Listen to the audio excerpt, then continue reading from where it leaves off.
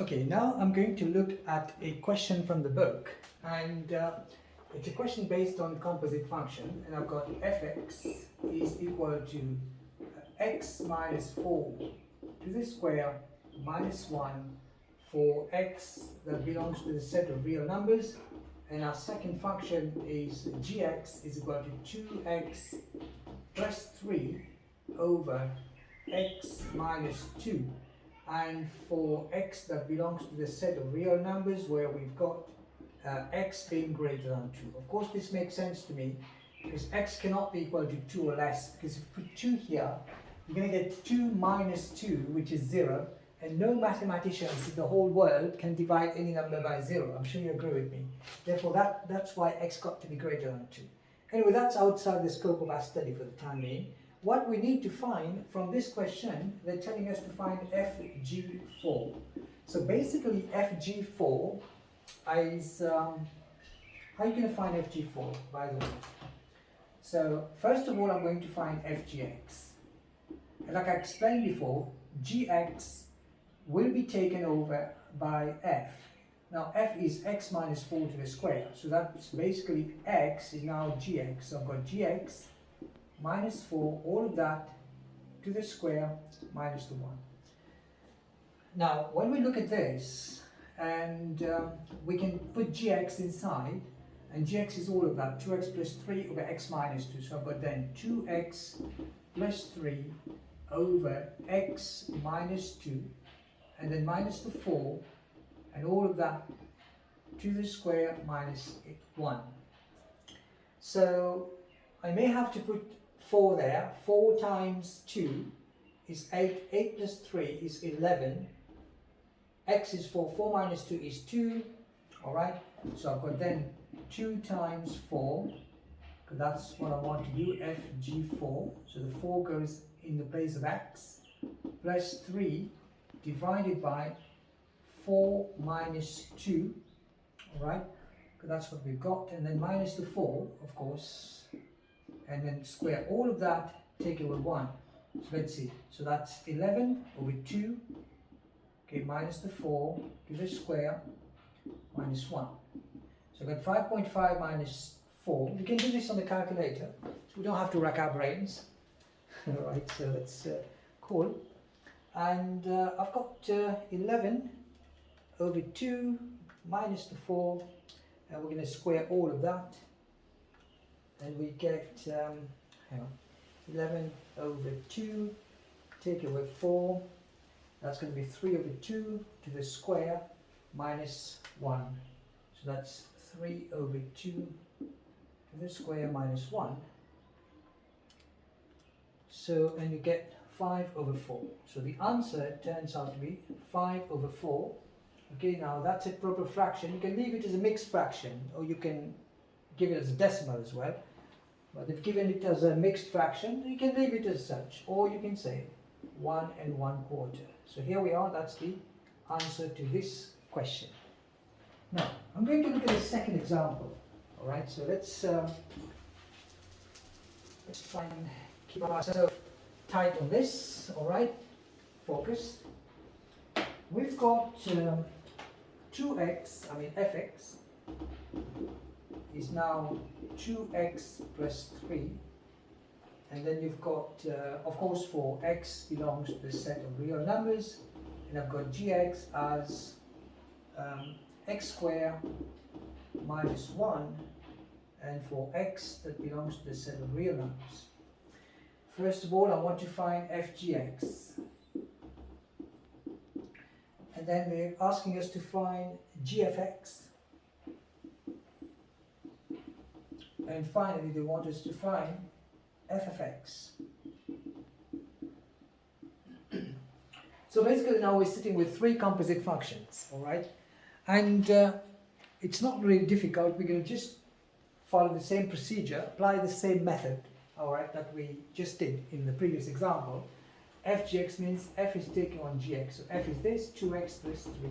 So I'm going to say then 2 times x, so 2 times is taking on gx, alright, so that's 2 times gx, okay, plus 3, meaning we've got 2gx, so 2 times gx is x squared minus 1.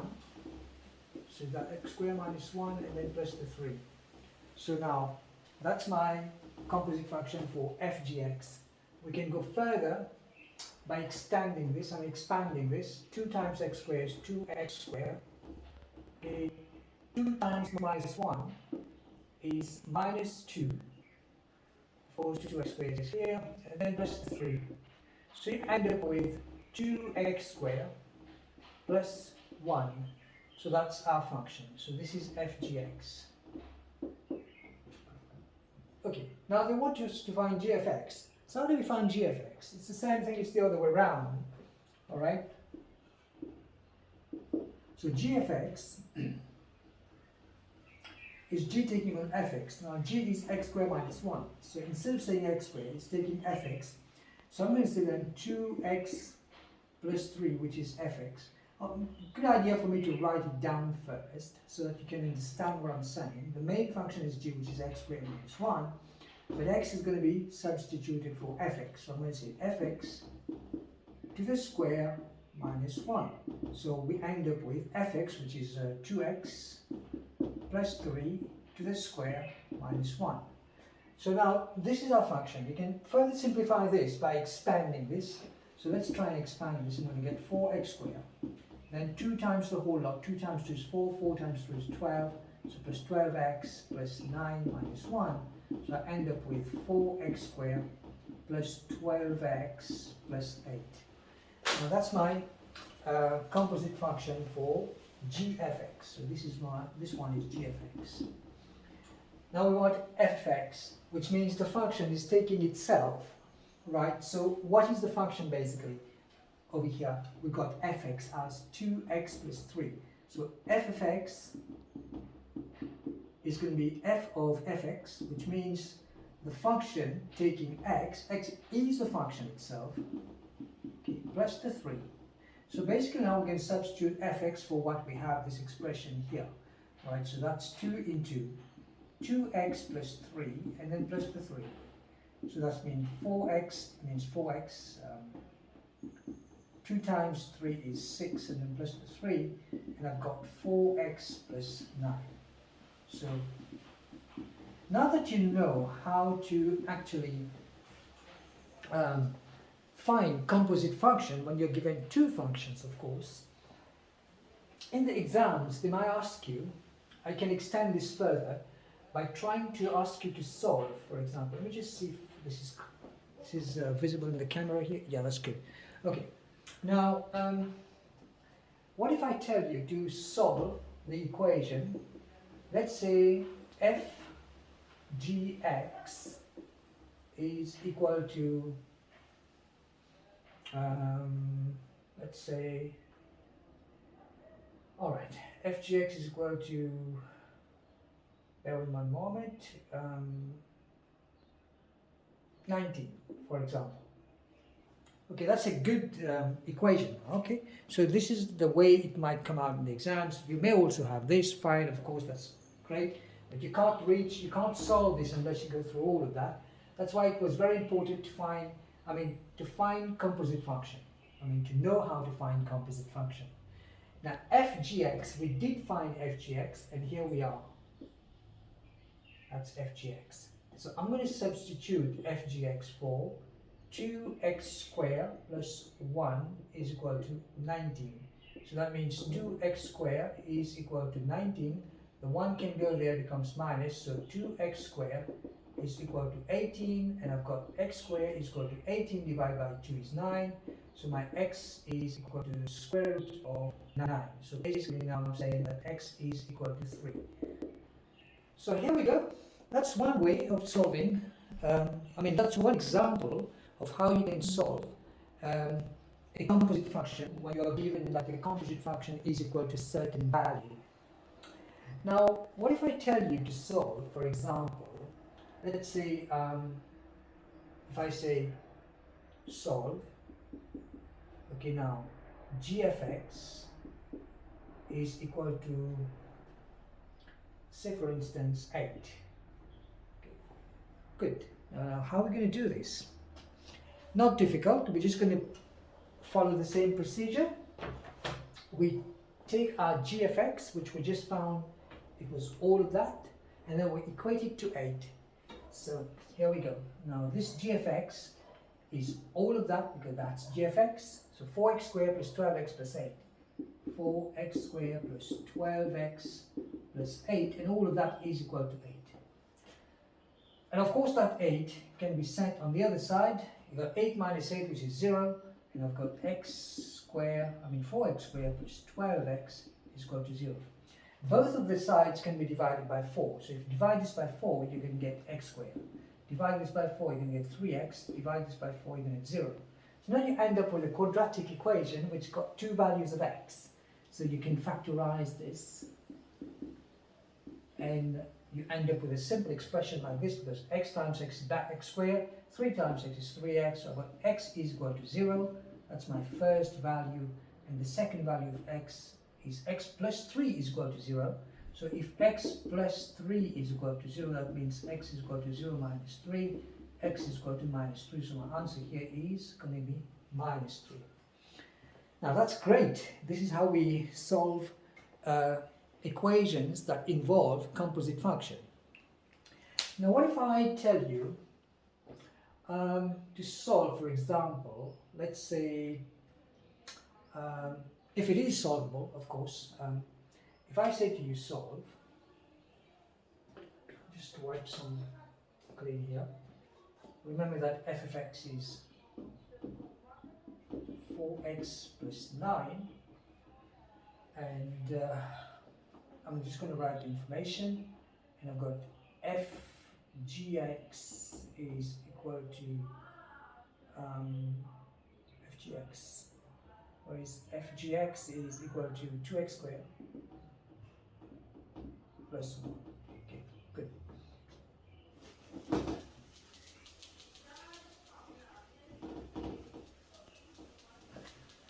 Now from here, if I tell you to solve the equation,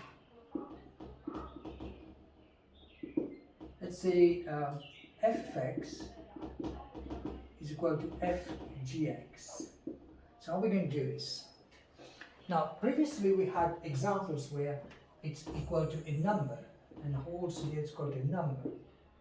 Right, but in this particular case, it may not equal a number, but it can lead to being equal to a number. However, when we have expressions like these, you find the f of x, which I've written down here, and then you find your f gx, which is written here. Like I said, I don't know yet whether this is going to be solvable. What I mean by this is if I end up with a quadratic equation, and the quadratic equation has got no roots, then it's not possible to solve this. However, we're going to try and take chances here. So let's see. F of x, which is 4x plus 9. So I'm going to say this is now 4x plus 9. And all of that's going to f gx. It's 2x squared plus 1. So I've got 2x squared plus 1. So what I end up with, I can rearrange this. 2x squared. The 4x can go there, becomes minus 4x. And I've got plus 1. The 9 can go there, becomes minus 9. So 1 minus 9 is minus 8. And if I send everything there, on this side I'm left with 0. Well, I end up with a quadratic equation. Let's try and see if we can solve this quadratic equation. If we cannot solve it, we're simply going to say that there's no solutions. Alright? So, which is acceptable by the examiner. You can divide the whole expression by 2 here, because 8, 4, 2. All of these terms can be divided by 2. So you divide by 2 on both sides, you're going to end up with x squared minus 2x minus 4. Of course, you divide by 2, you get 1. Divide by 2, get 2. Divide by 2, get 4. And 0 divided by 2 is 0. Can we solve this? Okay, this is a quadratic expression. You can immediately find out. I can use the formula, or I can use, I can solve it by completing the squares. Alright, if I say, let's say for example, I've got x is equal to minus b plus or minus square root of b squared minus 4ac divided by 2a. I'm sure you're very familiar with this quadratic formula. Over here, that's the discriminant. if this is positive, then it can be solved. But if this is negative, we've got square root of a negative number, it's impossible to solve this. Now let's see. What is our A? Our A turns out to be 1, because here's 1, and B turns out to be minus 2, and then C turns out to be minus 4. So B squared minus 4AC, I'm going to say B squared minus 4AC, that is going to be minus 2 to the square, because B is minus 2, minus 4 times AA is 1, and times the C, and C is minus 4. So if I do that, I'm going to get 4 minus minus becomes plus 16. 4 plus 16 is 20. Wow, this is amazing. Now we can solve this. But however, you don't have factors here. What you've got is two roots that could be decimals or fractions. All right. So let's see. Where's my duster?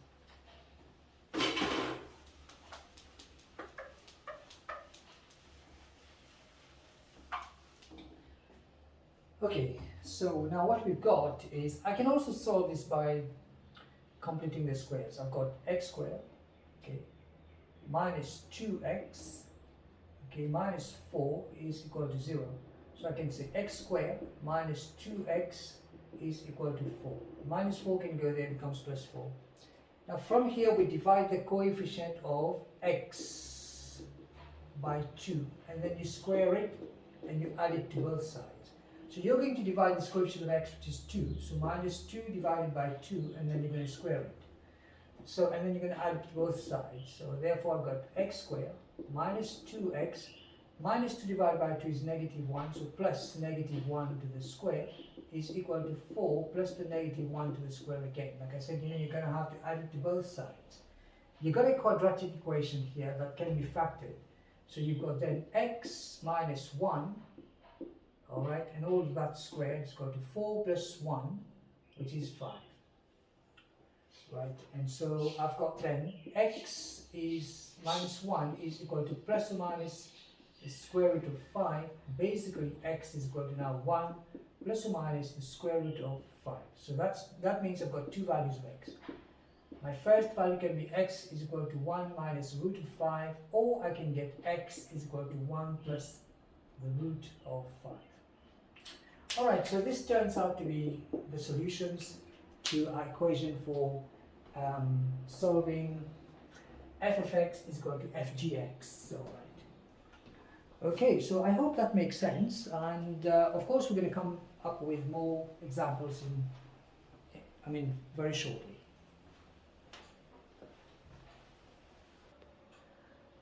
Now for this part of the course, we are looking at the sketching of a graph. Now most of the work here had been done for us. The reason I say this is because when you look at this expression here, the function f is defined by this, fx is equal to all of that. Now that function here is already in the completed square form. Completed square form. I mean, you don't have a quadratic equation, it's a rudimentary form, it's basic form. And then you had to actually convert it into the completed square form. This has been done for us. But make no mistakes, if you have a quadratic equation, you should be able to know how to convert it into the completed square form. That's very important. Unless you do this, you won't be able to get the answer. Now, of course, we're going to look at more examples in the days to come.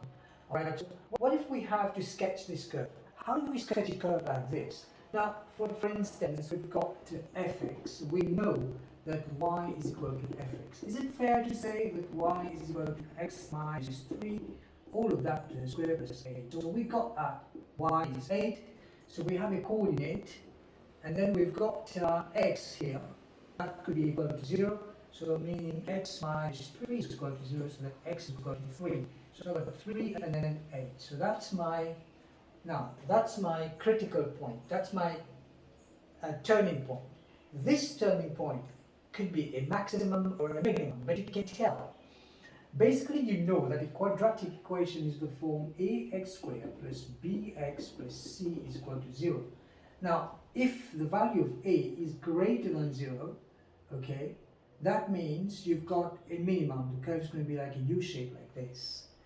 If this value of a is less than 0, then you've got the maximum, and the curve is going to be U shape inverted. All right, so let's take a look at this expression here. When you have x minus 3 to the square plus 8, what is this equation basically? You've got x squared minus 6x plus 9 is equal to 8. So I've got x squared here. That means my value of a here turns out to be 1. So a is greater than 0. So I know the shape of my curve is going to be like this.